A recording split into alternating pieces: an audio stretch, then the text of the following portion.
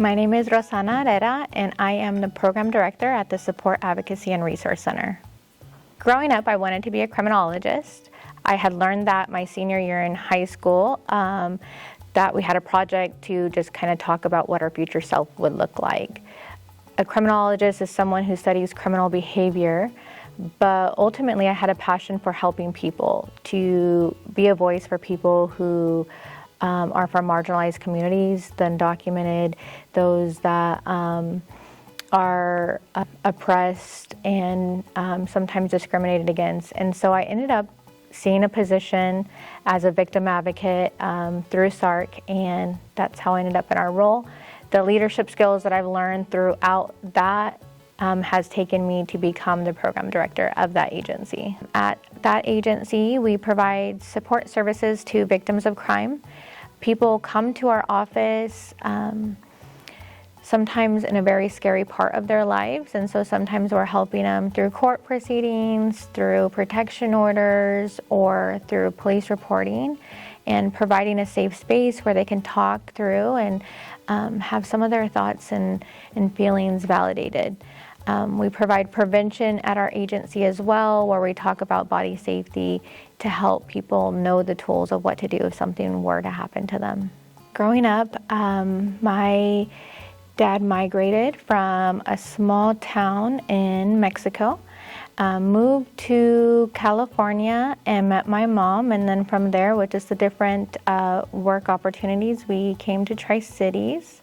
Our childhood was a lot of fun because we had a bunch of siblings. My dad would go to Mexico every year to harvest tomatoes, and every couple years we would go to Mexico with them. And so it was a fun experience to just kind of be there and wake up.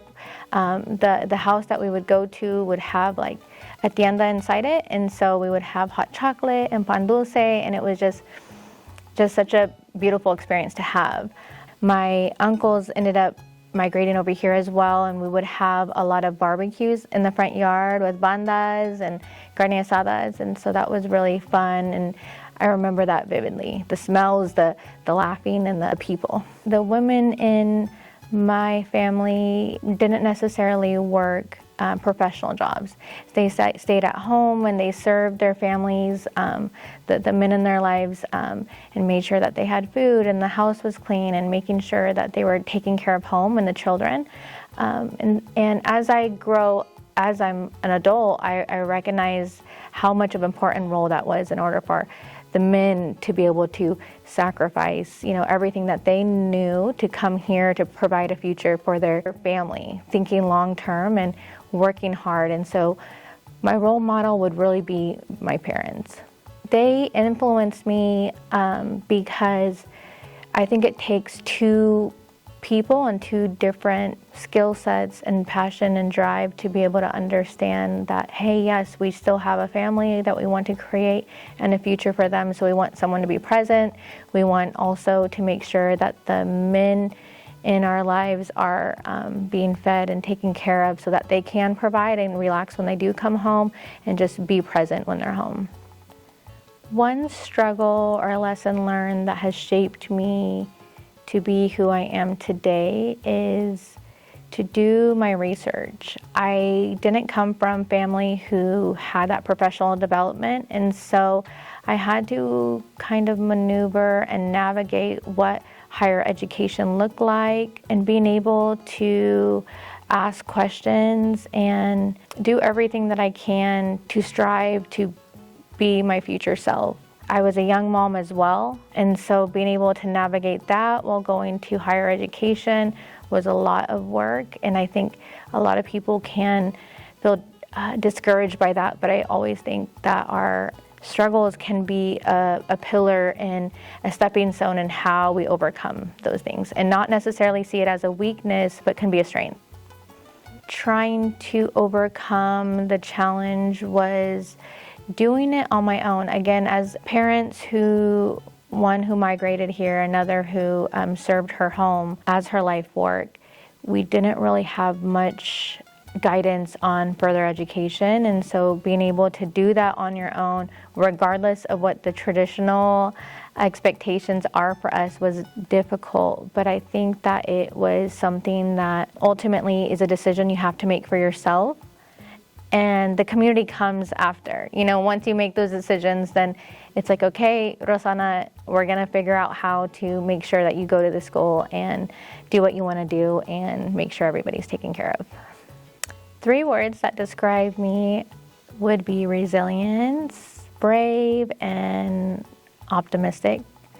I think those have really served me because, again, I think all of us are going to go through really hard things. And I think those things can make it easy to want to give up. But if we use them as a strength, we could really overcome anything. As someone who is optimistic, hope is hard. Sometimes you don't hear it around you. So being able to internally be able to give that to yourself is going to be really important. And then brave, because that's doing it after you have the hope and the resilience, right? And being able to accomplish your goals. If I could give a piece of advice to Latinas in our community, would be to show up, not only for others, but show up for yourself. Be confident in who you are, and it's okay. Being a Latina means different things. There's different cultures, there's different music, there's different foods, and being able to lean into that and not try to be in a box is going to be your biggest asset. It's going to help you grow. It's going to help people understand what we all look like, because we are all different, but we all have the same rooted traditions and family values and community that we really pride ourselves in. Being a Leona means to me is to be rooted in your identity, to be okay with being the only person that looks like you in the room, to be the first one to look like you in a room or at a table, and being okay with that and being confident in that. I would love to thank everybody that has helped me get to this point. My family, my kids, my husband, my work for giving me an opportunity. I think sometimes when they're like, hey, do you want to do this? I'm like, I don't know if I'm qualified. I don't know if this is something I should be. Am I the one that's doing this? And being able to have all these people believe in me. Usually when I question myself, not knowing if I'm qualified for a job or a role or an opportunity, I really think about my differences that makes me qualified or where I am an expert of my own life. And so a lot of times you do not see a lot of people of color in these roles and in these positions. So I do see that as a benefit and as an asset. I'm forever grateful.